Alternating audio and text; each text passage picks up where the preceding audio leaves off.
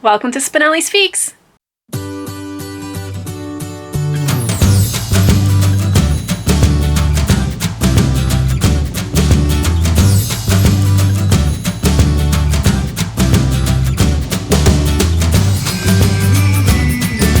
Hi everyone, Danny here. Welcome back to my channel. I'm super happy to have you. I am doing another vlog for my A Series of Unfortunate Events series.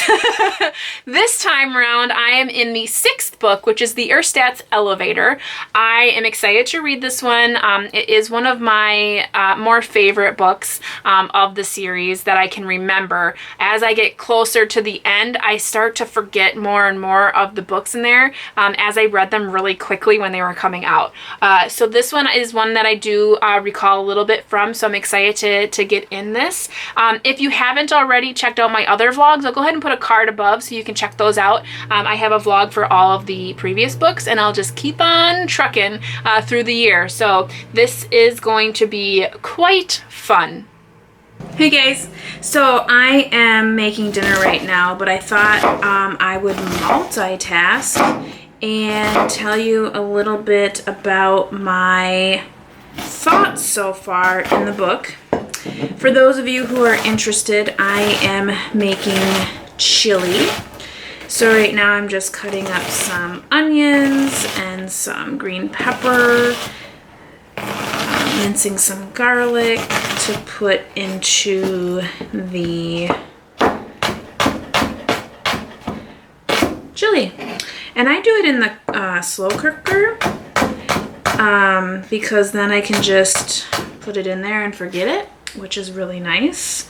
You may be wondering, Danny, were you not just complaining about how hot it was by you? Why are you making something so hot for dinner? Well, one, it's been okay. It's been nice weather. We haven't had the air on all weekend, so it's been beautiful, but okay weather and just the fan on at night.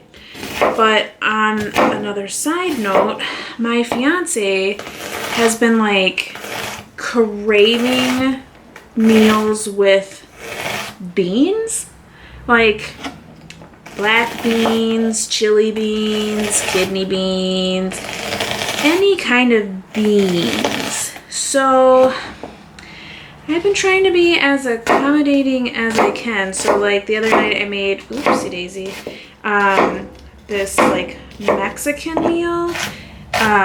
It was like a Mexican, what was it called? It was a one skillet Mexican. It was a one, I don't know, but that's what it was called on Pinterest. I'll think about linking the recipe for you below, but I don't know why I'm talking to you about this. I'm trying to talk to you about a book. I have read the first 3 chapters in the Ersatz Elevator, and what we come to find in this story is that the new guardians for the Baudelaire orphans are very well-to-do. They live in a penthouse. They're a married couple. Their name is Squalor, which I find very interesting as a reader and a person who knows words. Clearly, them being as rich as they are, it is ironic that their name is Squalor, because they certainly do not live in squalor. So you have Esme is the wife, and then Jerome is the husband. And Jerome actually is very kind, and we learn that Jerome knew the children's mother at some point. I think he refers to like 20 years ago. They had climbed some mountain, and that all together kind of references like climbed a mountain. That's quite interesting. So he's quite nice, but he also doesn't do anything to help the children really, as far as like Esme is very much into what is considered in and what is considered out. So right now having orphans is considered in. And when the orphans arrived to this building that these people lived in, all of the lights were off, and you find out because dark is in. And it was moments after the orphans arrive that it no longer is in and light is back in, so they can turn the lights on. Very, very silly. But a couple of things that I noticed were very interesting. She is doing this auction where they're auctioning in things away to the highest bidder, and it starts out saying that the proceeds go to the needy, or like it's like a fundraiser kind of thing, and it's like, well, where does the money go? And you're expecting them to say like some kind of charity. No, it goes all to Esme. So she puts together this thing where she auctions off all of these in things, and then all of the money goes directly back to her, which is silly.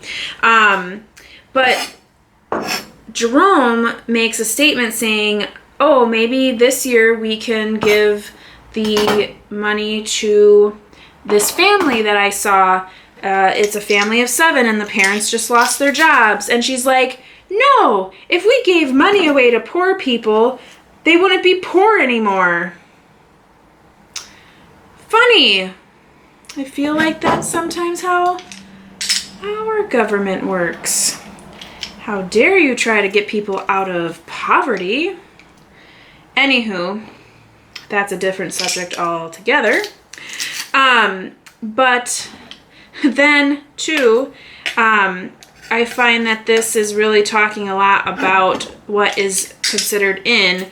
It's very true that, you know, how we see in our world, how trends very much, you know, dictate our lives. You know, you very much can go into a store right now and see certain clothing and you're like, oh my gosh, this was so in the 90s. Well, now it's back in again.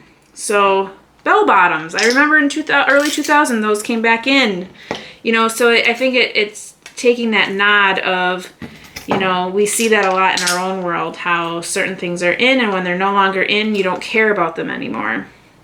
So I think that's an important note to kind of think on, especially in our world now. When something is in that is very important, it needs to stay in. So anywho, I just wanted to pop on here real quick while I'm making dinner and tell you guys what I'm thinking. Of course, it's all very good as always. And actually, as opposed to the Miserable Mill, where we didn't really meet who Count Olaf was, Count Olaf has just arrived, and we're only in chapter 3. So it's going to be a wild ride. You guys, I've been having the worst morning ever.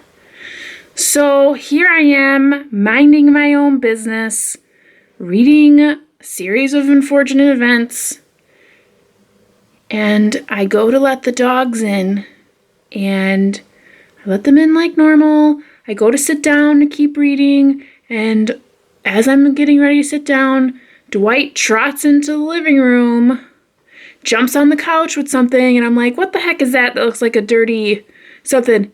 It's a dead rabbit. A dead, disgusting rabbit.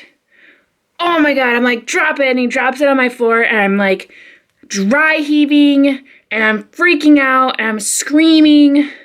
And my stepdaughter runs downstairs, and my fiance's in the shower, and I'm screaming, and I'm like, get in your kennel, oh my gosh, ah! And then I'm like, oh my gosh. I'm literally like throwing up, because I'm like, oh, it's so disgusting, and I'm like thinking about all the germs, and like, oh, what have you touched in my house, and oh my God. And then so I finally am able to get it cleaned up. And then again, minding my own business. I get into a few chapters and they're really good, you know, of course. The kids are looking for where Gunther could have gone and they're searching the apartments and they go and they're listening in all the doors and they have an epiphany at the end of the chapter that I'm in and I'm like, okay, I'm going to come upstairs and film something for you guys.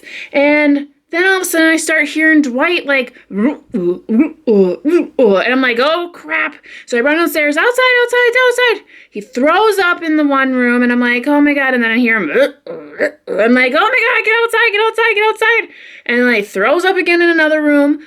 And I'm like, oh my gosh, I finally get him outside. And then I come and the vomit is like vile. It's vile. It's so disgusting. It was like, if you have a weak stomach, do not listen to this. But it was like, it smelled like fecal matter. And it was like, I thought I could see like pieces of, oh my gosh, it was disgusting. So no one's home, so it's only me. So I have to clean all this crap up. Oh my gosh, it was disgusting. It was so disgusting. I've been having a very unfortunate morning. So I'm going to take a shower now and get this filth off of me. I'm sure I don't have any on me, but it's disgusting. Ugh. Dog mom life. It's not all it's cracked up to be. So, I've come outside to get some fresh air. I put on my mom life is rough. My dog mom. That dog. So gross. So, I have gotten to about, I think I have a little over 100 pages left to read in this 6th installment, which is the Ersatz Elevator. And we find out what the word ersatz mean, because I didn't know what it meant. It says, ersatz is a word that describes a situation in which one thing is pretending to be another. The way the secret passageway the bundlers were looking at had been pretending to be an elevator. So, spoiler alert, it's a secret passageway. But really, it's just, you know, the shaft of an elevator is, you know, stuff. So anywho, they have just found something very, very, very important. And I think now is to where it's going to get really interesting. So I'm excited to do that. I brought out a peanut butter jelly sandwich because I am 10 and going to enjoy some of that. So that was weird. Did you see that door open? I feel like I saw that door open. I'll talk to you guys later. So I am up to chapter 10 and I have a word of advice for you and anyone you know. If you find yourself in a precarious position and you have the opportunity to hear someone tell you something very important, do not say, no, everything will be fine. You can tell me later. No. Do not say, everything will be okay. We're gonna make it through this. You can tell me later. Don't do it. You will not have later. It's optimistic, sure. But be a pessimist, people. Do not think positively. Let them tell you what they want to tell you. It's so annoying. Just listen. Listen, Linda. Listen. Listen, people, or this could happen to you. Listen. We have just had a crazy development. One of the characters just mentioned Beatrice. And if you remember, in my earlier vlogs, I I have mentioned Beatrice before because Lemony Snicket mentions her a couple of times as the woman he loved. And in most of his dedications in the beginning of the book, it says, for Beatrice. And this one in particular says, when we met, my life began. Soon afterward, yours ended. And now, and we only usually ever hear Lemony Snicket, or, you know, the author Omniscient, talk about it. And now, one of the actual characters in the book just mentioned her, and that was it. They didn't say anything about it. They just said her name and then moved on. And no one even asked, like, who's Beatrice, or what's Beatrice, or what? What does this mean? Oh my gosh, I totally never saw that before, that I can remember. This is huge. I've just finished this book. Jerome.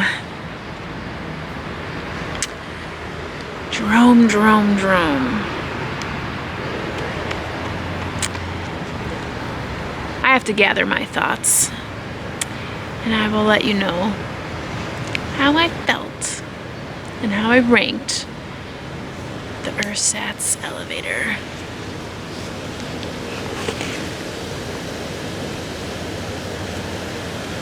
So, what is there left to say about the Ersatz Elevator?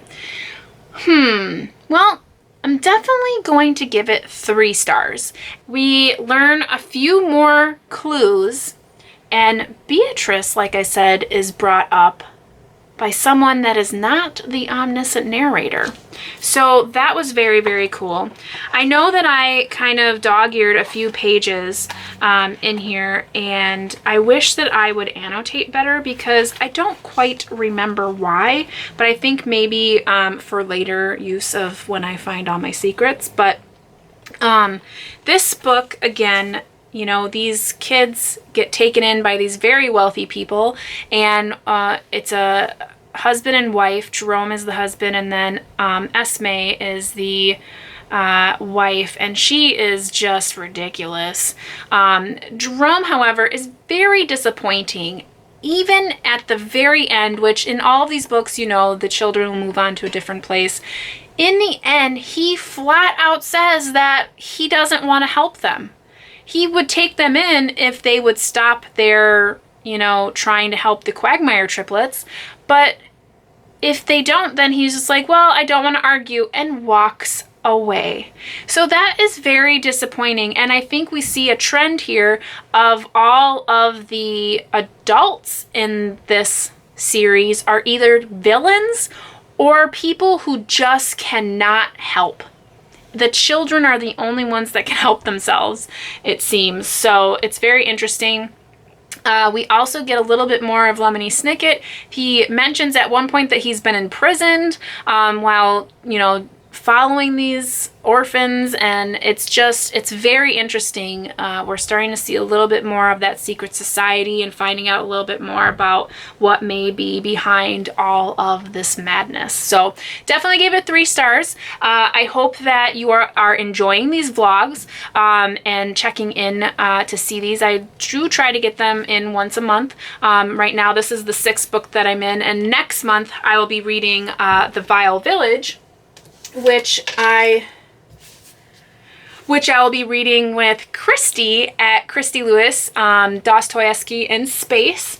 She is real interested in reading these. We've read them before, but we're going to reread them together and see what we think about them. So I'm excited to read that one. This one is, from what I recall, where we get a lot more involved with the VFD, which we don't know what that stands for yet. We just know that it has something to do with the orphans becoming orphans and Count Olaf and all of that. So yeah, I'm excited to get into this one with Christy and continue on with the series. So make sure you're checking them out. And if not, I hope you are reading something great and taking care, staying safe. And you know how it goes, guys. Happy reading. Bye.